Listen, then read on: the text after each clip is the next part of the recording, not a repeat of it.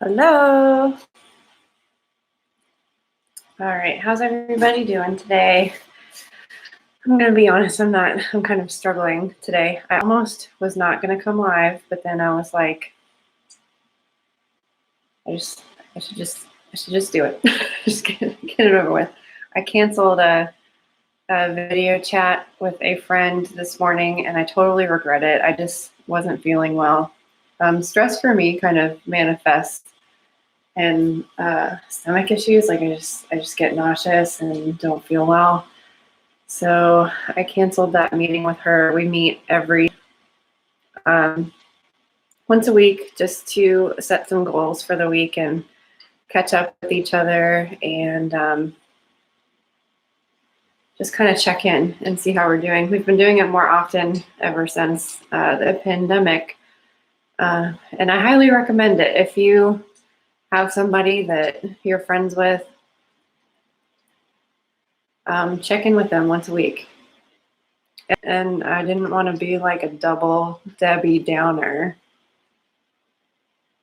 So maybe I'll try to see if she'll meet up with me later. Um, I don't know if anybody's been using Zoom. That seems to be really popular and you can meet up with more than one person. So that's kind of cool. To stay connected and get in touch with each other. I mean, if you haven't watched the one from yesterday, check it out. I talk all about smudging and white sage and sage smudge sticks. Say that 3 times fast. So now that hopefully if you have a smudge stick or you've got one coming through order, after you cleanse your house, clean your house, get rid of the negative energy, crack your windows, let the smoke go out of the windows, then you want to introduce light, bring in positive energy. I'm going to talk about setting up an altar today and how to do that. And I wanted to do it in my living room because most people you probably have an altar already and you don't even realize that you have one set up. You can use any flat surface. One of the reasons why I was a little late coming on today is because YouTube won't let me film on my phone for some reason. So I was planning on having the phone, so I'd move you around my house and show you the different altars that I have set up everywhere, just to give you a few different examples. But they won't let me film on my phone, so I'm back using this computer. It's on a rolly cart, so I'm going to try to roll you around a little bit and show you different altars. First of all, I cleared off.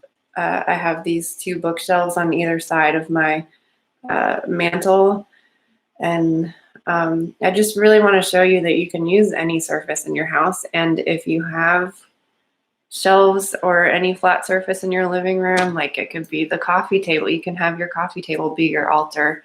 Your fireplace mantle, most people have. Even if you don't have a working fireplace, you probably have some sort of centrally located piece of furniture that maybe your TV sits on it, all your entertainment equipment, a bookshelf. What else? I use dressers, the top of your dresser. You can use the counter in your bathroom space, a counter in your kitchen, on top of the microwave, on top of the refrigerator, especially if you need a higher up place so that pets don't get on it and knock things over, if you don't want your kids playing with it or something like that.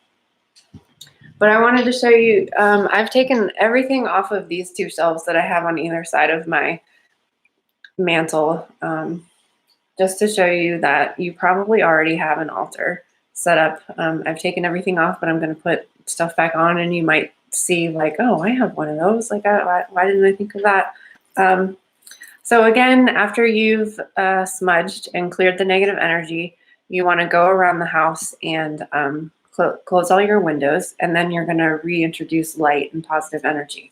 So I'm just going to run and close my than it has been over the weekend and everything. Let me turn my phone off. Oh,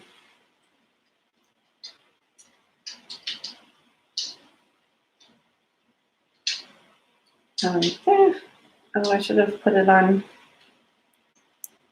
Sorry. So after you've cleared your space, cleaned your space, I've wiped down these shelves over here. You want to introduce, again, positive energy and positive light. So I always start out with a candle. I've got a candle going down here. I started this already because I'm trying to see how long these candles burn for. I've got handmade or hand-rolled beeswax candles available in my shop, and they don't come with the jar. They just come separately like this, but I've been timing to see how long. I have various sizes, and I've been timing to see how long they last, and this one has been taking forever. So I lit this one earlier anyways, and just because I'm keeping track of the time of that one. So the simplest altars could just be a candle, lighting a candle, have your smudge stick with you. I have these votive size candles, and then these are my favorite. The whole reason I started selling candles and hand rolling them is because I was really struggling finding all of the different colors that I typically use for setting intentions and doing spells. I had ordered a couple pretty large sets from Amazon, and I was pretty sure that I was ordering from the same company, and so I was expecting them to be the same quality, but they were not the same quality. So I just kind of was trying out my options, and I was just like, you know what, I'm just going to make them, because I was really having trouble finding good quality. Like, these are 100% beeswax. They're absolutely gorgeous. They're unscented, but they do kind of smell like honey a little bit, which I think is kind of nice. I don't notice it while they're burning, but the wax itself does smell like honey. And I've been thinking about maybe doing some scented ones, but that will be something that will be in the near future. Because the problem is right now, because I don't have an income, I have to use the equipment that I have. I can't pre-order anything to make more. So what I have is what I have. I pretty much have every color of the rainbow. The only thing I don't have is they were out of orange wax, so I have this kind of burnt orange one, and they were also out of white, so instead I just have natural colored.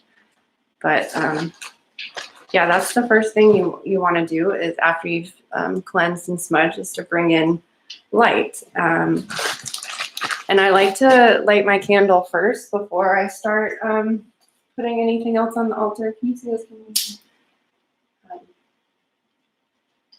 Because the incense that you want to bring in that brings in positive energy is something sweeter. So I use Palo Santo. Some people use sweetgrass to bring in positive energy, but really any incense that you have other than sage, because sage, again, is meant to be clearing. But the Palo Santos, they're pretty a hardy wood. So it's easier to light with a candle flame, because it takes a while for them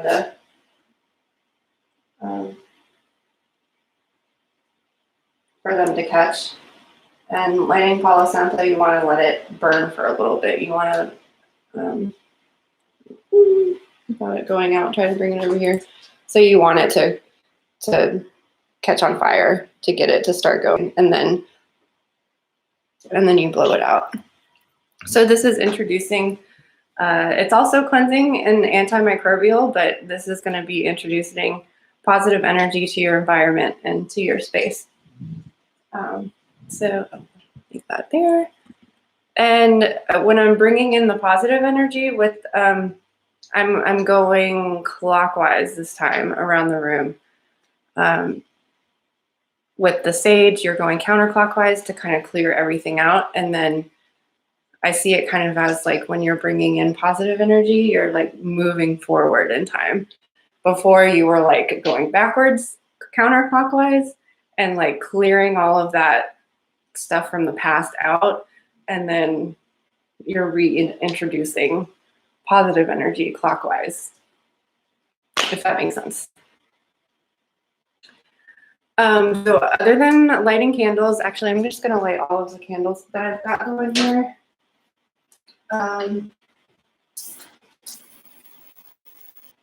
Live plants, live flowers, like a bouquet of flowers.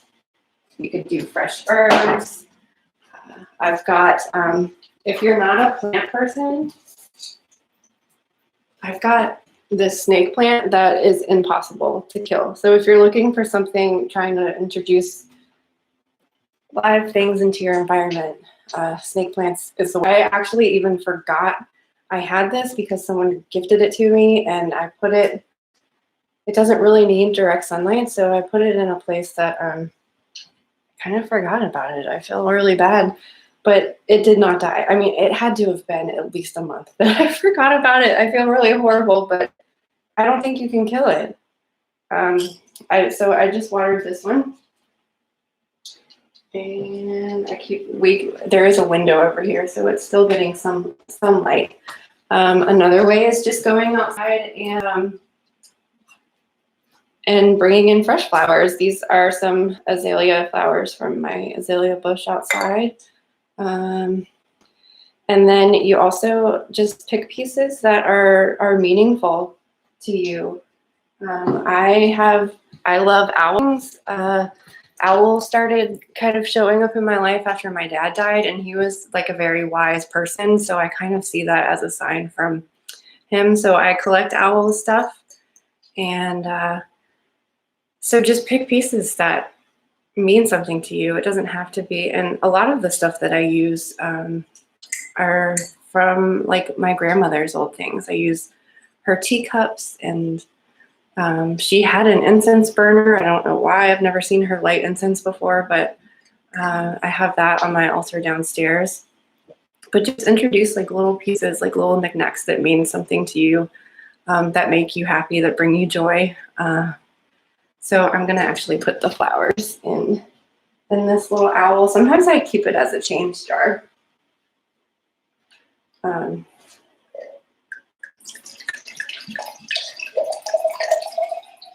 So if you don't have a way to get fresh flowers, you can also use dried flowers.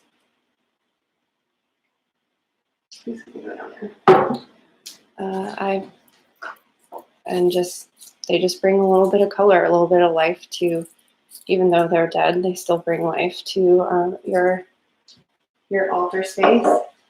If you don't have crystals, I like doing bowls of crystals and different gemstones, but if you don't have any crystals, you might have, these are just rocks that I picked up at the beach. You might have seashells that they look really pretty in a bowl, and put them on display.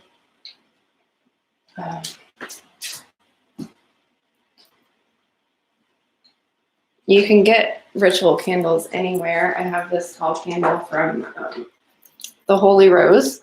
They make really, really beautiful candles. They have glitter in them, and this was a house blessing candle. They're in downtown Raleigh. I mean, I doubt they're open now, but they might be.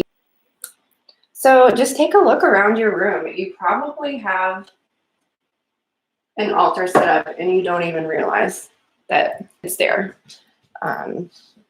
Just add a candle to it, light some incense, and have that be something that you check in with every day. Sometimes I'll light a candle when I get home from work, after I've smudged, and it's just a way to or you can do it every morning. You just kind of check in with yourself and light the candle. It really is just the simplest thing, but it does usually do a lot for me anyways. And you don't have to have like fancy, beautiful, gorgeous crystals or large statues or anything like that. I use a lot of action figures because my husband collects action figures, and they really do end up kind of being spiritual to me. I have Hagrid from Harry Potter has been on my mantle for years. I mean, probably 5-6 years. This was my dad's. We shared a love for Harry Potter. So after he passed away, I stole this. I stole this immediately. I think I gave it to him. So Hagrid's been on my mantle for a very long time. It doesn't have to be this ornate statue, but he means something to me. He makes me smile. He's got his little pink umbrella, and that just makes me smile. But this is my husband's. He goes on our altar, Godzilla, and it feels like Godzilla is looking out for us. He's protecting us. So again, it can just be something silly. It doesn't have to be this like ornate statue. When you, at nighttime, when you put a candle in front of him, it casts this big Godzilla shadow on the wall, and it really feels, well, I guess that might scare some people, but it feels protective to me. At least that's how I look at it. So yeah, that's just like, I wish I could get you closer, but it's really the easiest thing in the world to create an altar. It's just a candle, a plant, some flowers. I also am a huge fan of oracle cards, and I like to pick an oracle card whenever I am like feeling down or just kind of confused and looking for some guidance. I actually, right before I started filming, I couldn't find one of my favorite decks, which is this Archangel Oracle cards. I feel a very strong connection to angels, even though I don't really consider myself a religious person. I just really have this strong connection to angels. So this is one of my favorite decks, and they're great. Like, get yourself a deck of oracle cards, sit there, shuffling them feels meditative. I've always loved shuffling cards, even just like playing cards. I don't know. It's just always been something I've enjoyed doing. So I was going to pick a card for today. Like I said, I've been feeling, I don't know if anybody's out there watching, but just been really struggling today. I mean, I have my moments where I'm like, okay, everything's going to be okay. And I feel like I can breathe, and I'm like, I feel good knowing that a lot of people, even though they're not enforcing it that strictly in my area, I think a lot of people are staying home, and I really hope that that makes a difference. But then I just think of all those doctors and nurses out there, and I just worry for them so much. I think that's actually like what triggered how I was feeling today. I have a couple clients that are nurses and friends that are nurses, and I'm just so worried for them. But after I finish up with this video, I'm going to do some distance Reiki to one client in particular who, she told me that she was off today. So I was like, just let me know when you're off. I'm going to send you some Reiki. So I'll do a Reiki healing session for her. And I think maybe I'll just have it incorporate all nurses, all people in the medical profession, because I'm very grateful for all the hard work that they're doing for us right now. So I was just shuffling these oracle cards, and another one fell out. When you're shuffling tarot cards or oracle cards, if one falls out, it's usually the one that's meant for you. At least that's what it's supposed to be. So one fell out, and then another one fell out. So let's see. Look at that. All is well. What was I just saying? I have moments where I know everything's going to be okay, but this is Archangel Jeremiel, and I've actually never pulled this card before. I've had this deck before. This was like one of the first oracle decks that I ever got, so I've never pulled this card before. It says, everything is happening exactly as it's supposed to. With hidden blessings, you will soon understand. Interesting. And the other one that fell out is Cognizance. And it's Archangel Uriel, which I've never picked this card before either. It says, pay attention to the thoughts and ideas that come to you as they are answered prayers. So yeah, it always makes me feel better when I draw an oracle card. Get an oracle deck, and that's another good thing to have just sitting on your altar. They're pretty small. And I also have, what did I do with it?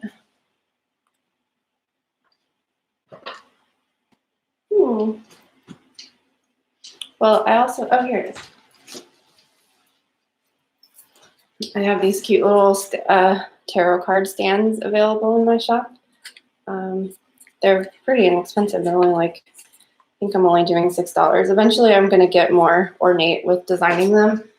Like I'm working on this one right here. I'm trying to do a tree of life on the side out of wire, but again, I'm like forced to work with just the supplies that I have, and all I had was, it's like a magenta colored wire and an orange. So I might paint it so it looks more like a tree. I don't know. I was just playing around with it. But these are really small. And even if you don't have an oracle deck, you can, sometimes I'll just print images off of the computer that mean something to me or just are visually pleasing. And those are good to have on there. Those look like they were made to go with that. The purple like matches it exactly, almost in the card. So remember, guys, all is well. Oh man, I hope so. I am glad that I decided to do this video. I do kind of feel a little bit better talking about it, and I hope maybe it brightens your day. I think it was more important for me to come live and just do this, even though I'm not like happy and feeling wonderful and great, because it's important that you don't have to always be happy. You don't always have to be feeling great.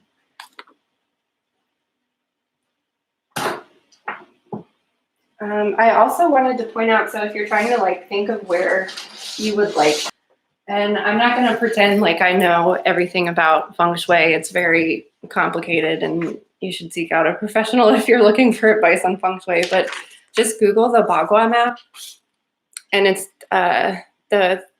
there's 9 squares, and you kind of like draw out your floor plan for your house, and then you place this on top of it, and that kind of tells you like different areas. You're supposed to start with your front door being here. So in my house, like that would make the center of my home is the health corner. So you want to, like, if you have an altar in the center of your home, which would be my mantelpiece right here, it's good to have objects or images that kind of reflect health and healing to you. So it would be good to have fresh plants in that area of your house, because I don't know, the plants kind of symbolize being alive and represent life, and so that would be a good thing to have in your health corner. The top left corner of your house is the wealth and prosperity corner, and this is how I know that feng shui works, because in my previous apartment that I used to live in, my feng shui wealth and abundance corner was in the bathroom. So I was reading about it. You're literally flushing your money down the toilet if your prosperity corner is in your bathroom. And once I started introducing, this has the wealth and abundance corner being purple and green. I was introducing green and gold, because that kind of, like, green, I think of money, and gold, I think of like a gold coin. So I even had like little plastic gold coins that I got at the costume store, like around Halloween. Like I just had the bowl of gold coins sitting in my bathroom. I had like a green Buddha statue. And once I started introducing all of the green and gold and lighting candles in that space, I had like a shelf above the toilet where I had the bowl of gold coins. I had my little Buddha statue, and sometimes I would light incense or candles in that. Once I started doing that in my wealth and prosperity corner, I started being able to save money. And that was the beginning of moving towards saving to buy a house. And now I'm in that house. And I really think it was the feng shui. I mean, before I was like, I couldn't save money. And when I read an article about how it's really horrible to have your bathroom in the wealth and prosperity corner, I was like, oh my God, that makes so much sense. And it worked for me. I mean, if you don't believe in that sort of thing, I mean, that's fine. But the top right corner is your relationship corner, and for me, that's my kitchen. In the apartment, it was my bedroom, so that's perfect to have 2 nightstands. You have 2 lamps. It's just nice to have things in pairs. If you have pictures on, for me, that's my kitchen, and we'll be in the kitchen tomorrow making tea and playing with the apothecary and stuff like that. So I'll show you that tomorrow. I have all the pictures of like me and my husband together. The color is pink. I do red. I've got red in my kitchen.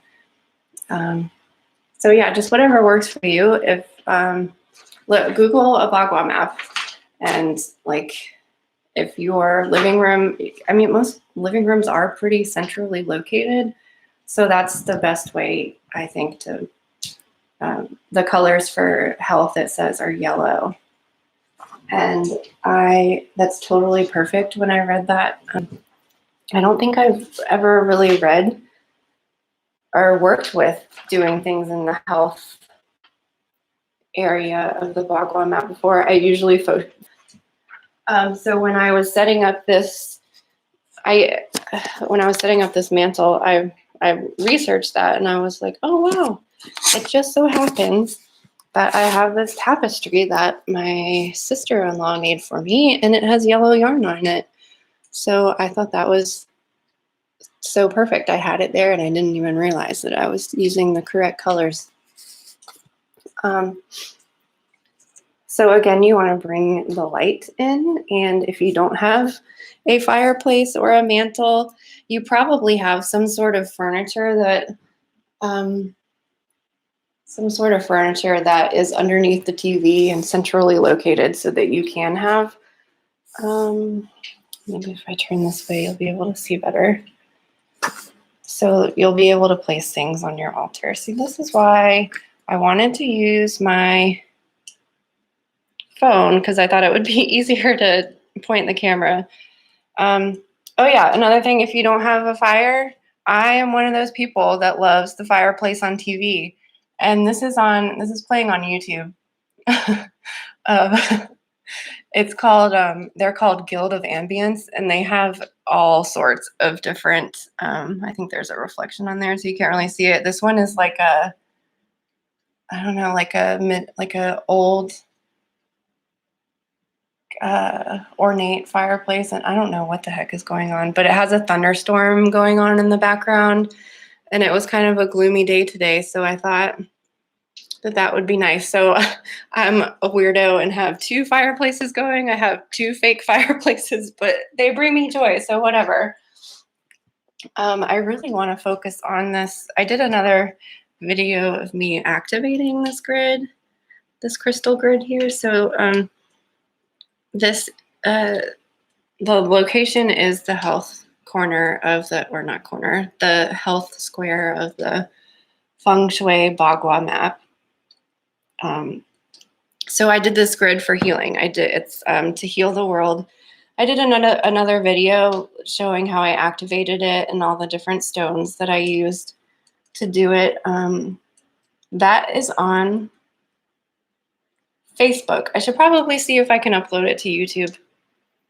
But yeah, there's rose quartz for love and prosperity. There's citrine for prosperity, and then bloodstone for healing. So that's what I've got in my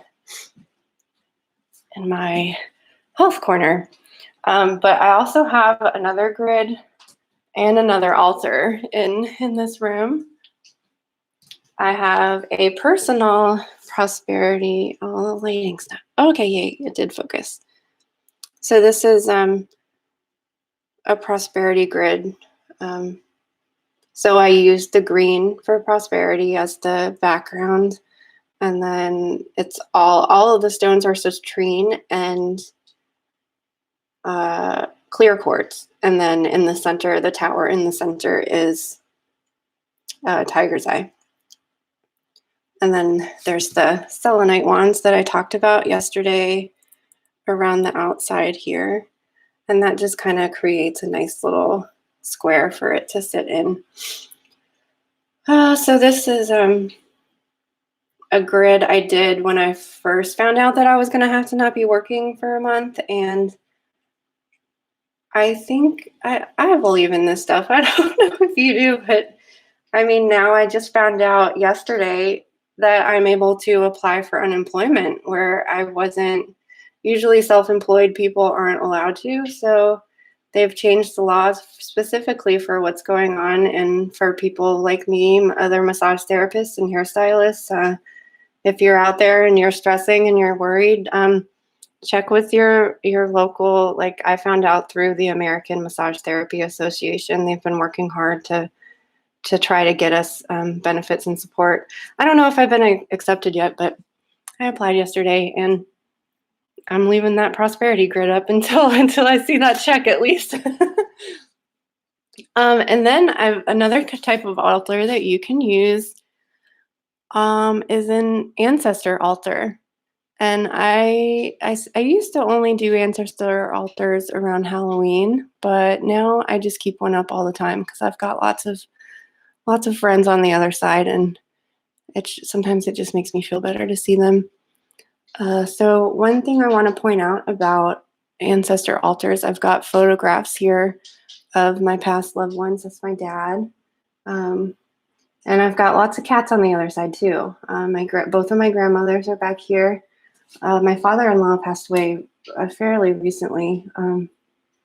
So I don't have a frame for his picture yet, but I'll get a frame for him soon. But yeah, one thing I wanted to point out about ancestor altars is when you're using photographs, make sure it is just a photograph of the deceased. There is a cat sitting on my dad's lap. He's playing the guitar, and the cat liked to listen to him play guitar. She is also deceased, so that is why that is okay to have another person in there. Again, these are both of my grandmothers, and they are both deceased. But you don't want to have the living. Like I used to have a picture of me with my grandmother, and you don't want to have living people on your ancestor altar. It should be just dedicated to just to the ones who have crossed over. And I've got all my little cats. Their ashes are in there. And again, the owl, because the owl makes me think of my dad. I've got this frame. It's probably hard to see, but glued around the edges of this frame is all of my grandmother's jewelry. And this little bowl has more of it in there because the pieces keep coming off. I'm going to have to redo it. So it's nice to have on your ancestor altar the ashes. That's what are in these bottles here. I've got I don't have a container for my dad's ashes yet. So it's nice to have their ashes or just pieces of objects that were theirs. So all of this jewelry was hers. She was really into penguins, so I've got this little penguin statue. And then yeah, just photographs of them. Some people like to leave offerings out for them. I usually do that around Halloween. I leave out some amaretto for my dad. So I have little glasses up here, like little cups. I do amaretto for my dad, some brandy for not brandy. My grandmother used to drink scotch. Oh my God, that stuff's horrible. I'm a whiskey drinker, but scotch, I cannot do the scotches. What else did I want to show you? Does anybody have any questions about altars? or need help figuring out what they want to put on theirs. Oh yeah, I've got this other. We can move over to this shelf and put more stuff. Can I roll over here? This is my little craft cart. And I guess it's making a nice little camera dolly for. Oh wait, I'll just unplug it. Duh. Okay, so this is the shelf that, oh, that light is going to be weird. This is the shelf that Godzilla sits on, and then when I put a candle in front of him, it casts a shadow on the wall back here. It's really cool. And then I've got another live plant. Again, you can use dried stuff, or even I do have some fake like silk flowers that I have downstairs in my office, but we just got a kitten in November, and she just totally like tears them apart. So that's why I have all of my plants up really high. I used to have like I had a money tree on the ground, and yeah, I used to have a lot more plants, but she just terrorizes them, and now they are locked in the laundry room recovering. I hope they recover. Let's see. That's the one that makes Godzilla. Did I call him Bigfoot earlier? I meant to say Godzilla.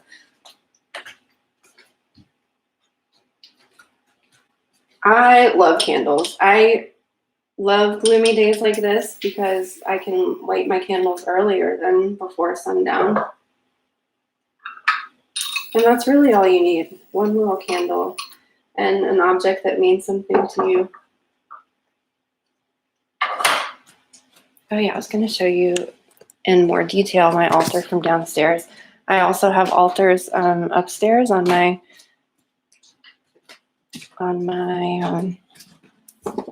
dresser, my bureau.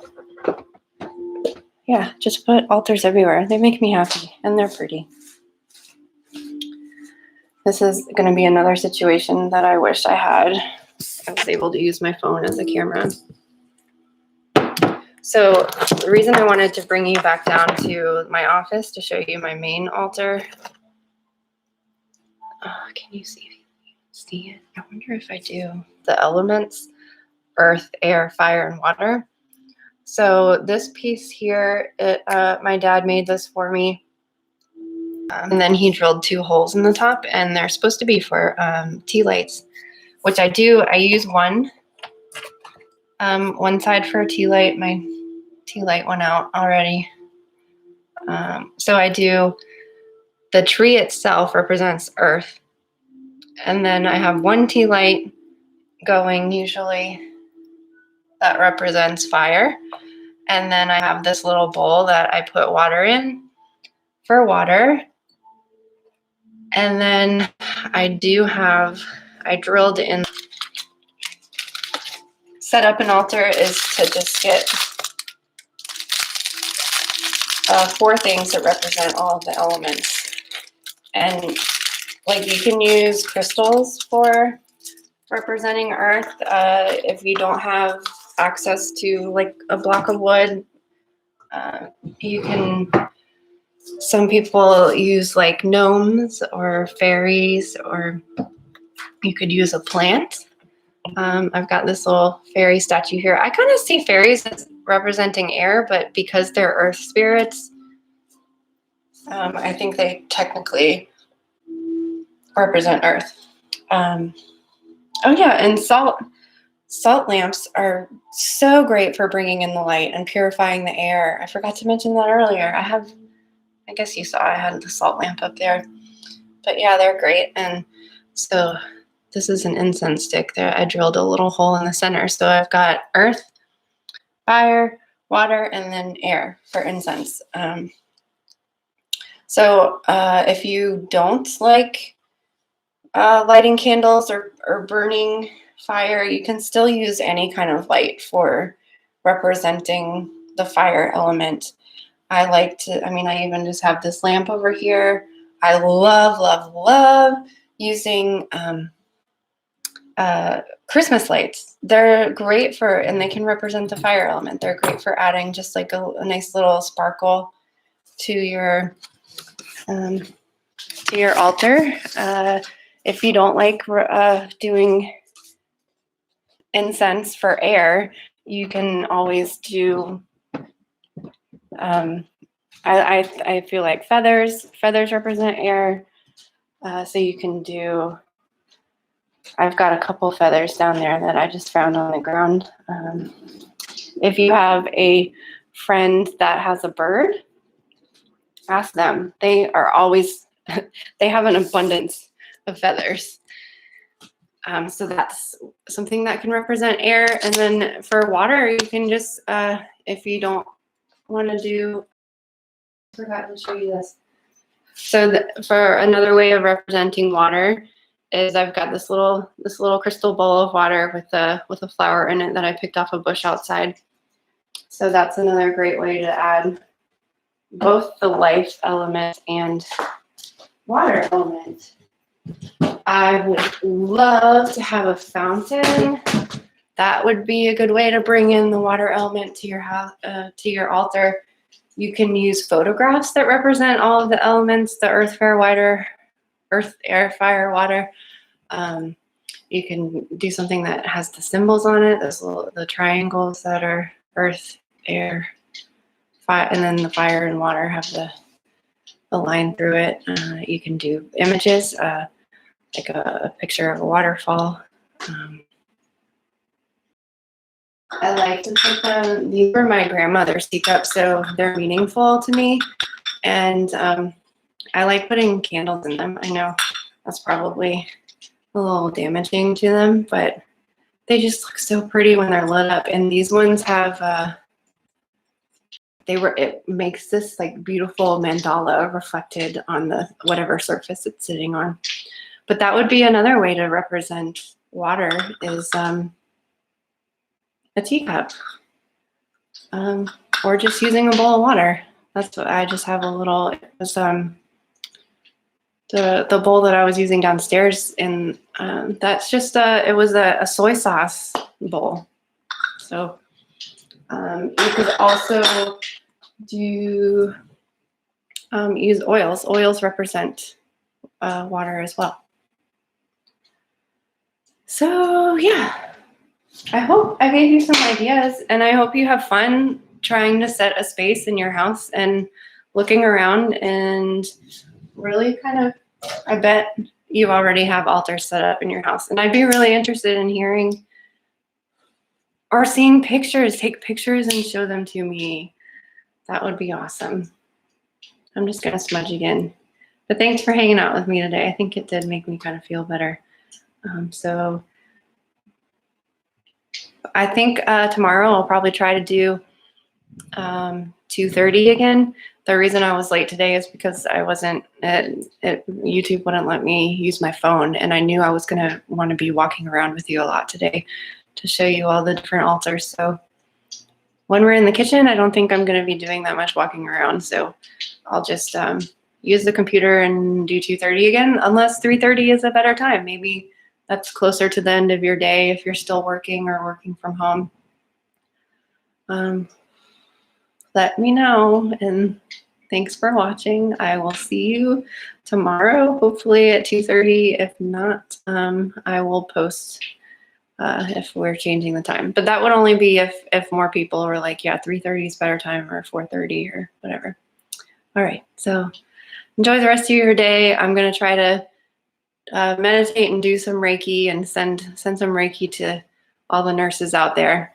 And stay home, stay safe, be well. I'll see you tomorrow. Thanks. Bye.